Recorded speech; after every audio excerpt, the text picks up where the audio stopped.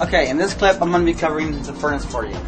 Some motorhomes have one, some have two. This one has one. You're going to want to look for a compartment similar to this. Once again, it's going to have a grill that stays hot on it, so always be aware of this being hot. So open it up, turn these two screws.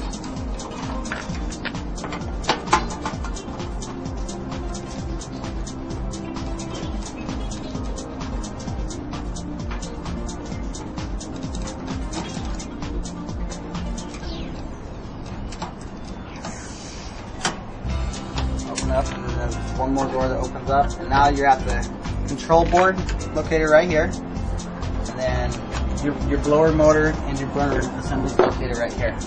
First thing that you want to do is check the connection on the control board. Make sure there's no buildup like that, no corrosion. If there is, you can take your canned air and blow it all out and blow out the board. And plug it back in.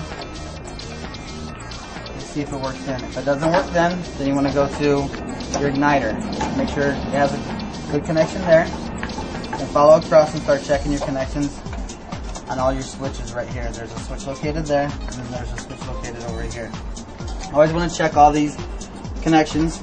Make sure that they're all tight and secure. Blow out your burner assembly. Make sure that it's clear and free.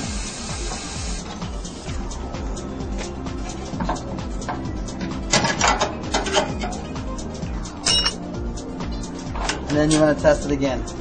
If you hear a clicking noise, that means that the igniter is trying to light. If there's no clicking noise present, then more than likely you have a bad igniter or a bad board. But you can pick up these parts and change out yourself. If it's not clicking, you need to take it in. Excuse me. If it is clicking and not lighting, you need to take it in and have it looked at by a repair facility.